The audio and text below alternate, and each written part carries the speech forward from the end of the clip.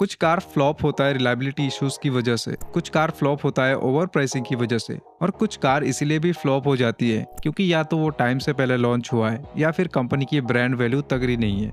फिर चाहे कंपनी भर भर के कितना भी फीचर्स दे दे, किसी को घंटा फर्क नहीं पड़ता। ये भगवान क्या जुल्म है। और आज की इस वीडियो में हम टाटा मोटर्स की 6 ऐसी कार्स के बारे में बात करेंगे जो इन्हीं सब रीजंस की वजह से फ्लॉप हुआ है। तो आइए शुरू करते हैं। Number 1, Tata nano. देखो, इस गाड़ी को लेट रतन टाटा जी ने उन लोगों के लिए बनाया था जिनकी फैमिली बड़ी थी और वो लोग जो कार अफोर्ड नहीं कर सकते थे। मतलब ये गाड़ी टोटली लोअर मिडिल क्लास लोगों के लिए ही बनाया गया था। बट अनफॉर्चुनेटली टाटा नैनो सबसे अफोर्डेबल कार होने के बावजूद भी इंडिया में फेल्ड हो गई, जिसके मल्टीपल रीजंस है, बट मैं आपको 2 मेजर रीजंस बताऊंगा। नंबर 1, पोर मार्केटिंग, जो खुद रतन टाटा जी ने एक इंटरव्यू में कहा था। दरअसल इस कार को बनाने के पीछे मोटिव ये था कि जो लोग कार खरीद नहीं सकते उनको 2 व्हीलर के प्राइस में एक ऐसा 4 व्हीलर दे दिया जाए जिसे वो आराम से अफोर्ड कर सके। बट टाटा ने इस गाड़ी की मार्केटिंग की एज ए चीपेस्ट कार, जबकि उनको एक अफोर्डेबल कार के तौर पर मार्केटिंग करना था। Number 2, reliability. देखो, टाटा नैनो की फेल्ड होने के पीछे एक रीजन रिलायबिलिटी भी है, बिकॉज इसमें अक्सर चलते चलते आग लग जाते थे। इसकी सेफ्टी रेटिंग सबसे खराब था, बिकॉज कॉस्ट कटिंग के चलते कंपनी ने इसमें लो क्वालिटी वाले मटेरियल्स यूज किए थे। इवन इसके इंजन में अक्सर ओवर हीटिंग इश्यूज देखने को मिलते थे, और तो और इसका 2 सिलेंडर इंजन उतना स्मूथ नहीं था। और गलत मार्केटिंग के चलते लोग इस गाड़ी को सीधा सीधा ऑल्टो 800 और वैगनर जैसी गाड़ियों से कंपेयर करते थे, जबकि टाटा नैनो उनका कंपटीटर कभी था ही नहीं।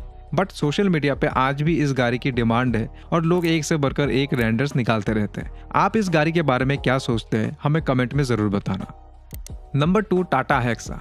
जैसे कि मैंने आपको कहा था कि कुछ कार्स टाइम से पहले लॉन्च होने के कारण भी फेल्ड हो जाती है, जो एग्जैक्टली इस गाड़ी के साथ हुआ।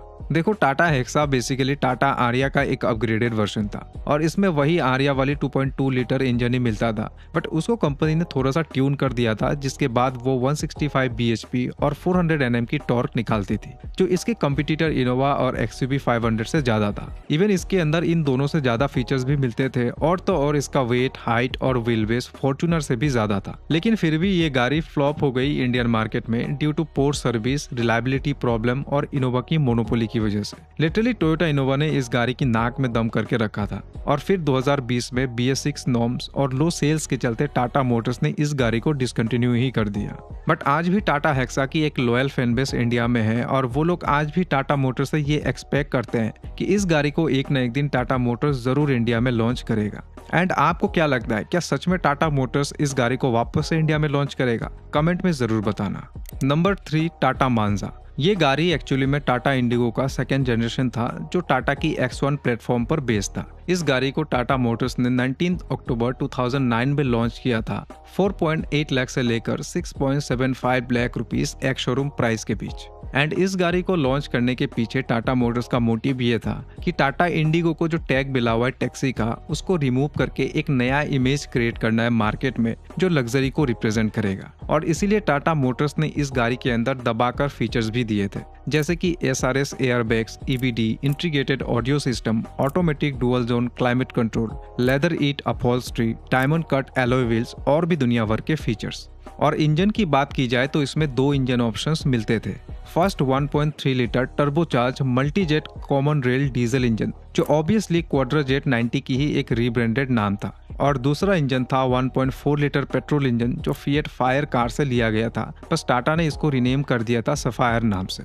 लेकिन फिर भी ये गाड़ी इंडिया में फ्लॉप हो गई ड्यू टू मल्टीपल रीजंस, जैसे कि रिलायबिलिटी इश्यूज, जो हमेशा कस्टमर्स को कंफ्यूजन में डाल देते थे। दूसरा रीजन है स्ट्रॉन्ग कंपटीशन, जो होंडा सिटी और Hyundai वर्ना से मिलती थी। जैसे 2014 में होंडा सिटी की पर मंथ एवरेज सेल थी 5741 यूनिट्स, वहीं टाटा मांजा की सिर्फ 130 यूनिट्स ही था। थर्ड रीजन था आफ्टर सेल सर्विस, जो सच में पहले बहुत ही खराब हुआ करता था और पार्ट्स मिलने में बहुत ही परेशानी होती थी लोगों को, खासकर जो टियर 3 टियर 2 सिटीज में रहते थे। इवन लोग इस गाड़ी को अब भी टाटा इंडिगो की तरह एज ए टैक्सी की नजर से ही देखते थे। बट कुछ भी कहो, ये गाड़ी बिल्ड क्वालिटी और फीचर्स के मामले में बहुत ही अमेजिंग थे उस टाइम। और अगर आप इस गाड़ी को ओन करते हैं तो प्लीज अपना फीडबैक जरूर बताना हमें कमेंट बॉक्स में। Number 4, the real safari. देखो, ये गाड़ी बहुत बढ़िया था, लेकिन इसको डुबाया खुद टाटा वालों ने। बिकॉज जब इस गाड़ी को इंडिया में लॉन्च किया था तब टाटा वालों ने इसका प्राइस रखा 8.25 लाख रुपीस एक शोरूम, जो आज के टाइम 25 लाख रुपीज से भी ज्यादा होता है, बट उस टाइम टाटा की ब्रांड वैल्यू भी 2024 जैसा नहीं था। और तो और इस गाड़ी को as a lifestyle vehicle Tata Motors ने एडवर्टाइज किया था, तो इसी के चलते इस गाड़ी की टारगेटेड कस्टमर्स कुछ 10 से 12% ही थे, लाइक सेलिब्रिटीज, पॉलिटिकल नेता लोग। खैर फिर भी उस टाइम सफारी को बढ़िया डिसेंट सा सेल मिल गया। बट ईयर 2000 में स्कॉर्पियो लॉन्च होते ही टाटा सफारी की मार्केट को पूरा का पूरा खा गया। बिकॉज एक तो स्कॉर्पियो में सफारी से पावरफुल इंजन, बेटर कैपेबिलिटीज और बेटर रिलायबिलिटीज मिलते थे, और साथ ही इसका प्राइस भी कम था टाटा सफारी से, ऑलमोस्ट 3 लाख रुपए। नाउ ऐसा नहीं कि टाटा सफारी में बहुत ही कमी थी, टाटा सफारी एक अच्छी और केपेबल गाड़ी थी, बट ये अपनी प्राइसिंग और मार्केटिंग के चलते इसके कंपटीशन से कभी आगे बढ़ नहीं पाई, क्योंकि उस टाइम टाटा मोटर्स के ब्रांड वैल्यू बहुत खराब था, जिस वजह से लोग टाटा सफारी के लिए 8 लाख रुपए पे करने को रेडी नहीं थे। खैर आज के टाइम तो लोग 25 से 30 लाख देकर भी टाटा मोटर्स की गाड़ियां खरीद लेते हैं। इवन टाटा मोटर्स ने भी बहुत कोशिश की थी इस गाड़ी की सेल्स बढ़ाने में, जैसे 407 की इंजन लगाकर दे दिया था, सफारी डाइकोर, सफारी स्ट्रॉम जैसे बेस्ट वर्जन्स को लॉन्च किया था, जिनमें दबाकर लग्जरी फीचर्स मिलते थे, बट फिर भी सफारी को वो सक्सेस नहीं मिल पाया जो वो डिजर्व करती थी। हाँ, यहाँ पर हम डेफिनेटली ये भी एक रीजन बोल सकते हैं कि इंडियन कंज्यूमर्स ने कभी भी इस गाड़ी को एस्टेब्लिश होने का मौका ही नहीं दिया। नाउ मैं अपनी बात करूँ तो मेरे हिसाब से टाटा सफारी बहुत अमेजिंग कार था, बस इसको मार्केटिंग और सही प्राइसिंग की जरूरत थी। एंड अगर आप ओन करते हैं टाटा सफारी को, तो आपको कौन सी चीजें सबसे अच्छी लगती है इस गाड़ी की, मुझे कमेंट में जरूर बताना।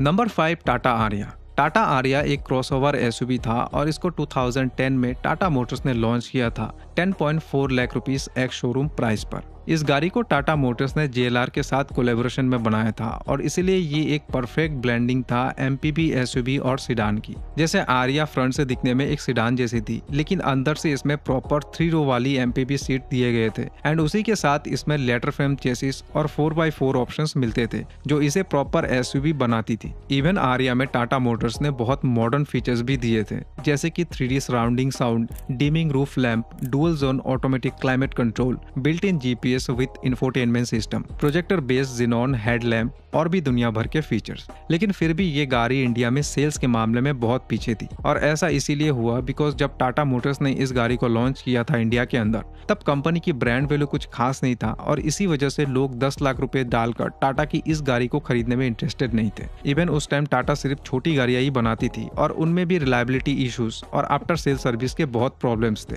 और यही एक मेन रीजन था जिस वजह से लोग इस गाड़ी को खरीदने में डर रहे थे। और तो और कुछ लोग टाटा को as a commercial vehicle manufacturer के तौर पर ही देखते थे, मतलब लिटरली लोग इस बात को कभी हजम ही नहीं कर पाए कि टाटा भी लग्जरी कार्स बना सकता है। खैर बाद में टाटा मोटर्स ने इस गाड़ी को अपग्रेड कर दिया टाटा हेक्सा के साथ। Number 6, Tata Sumo Grande.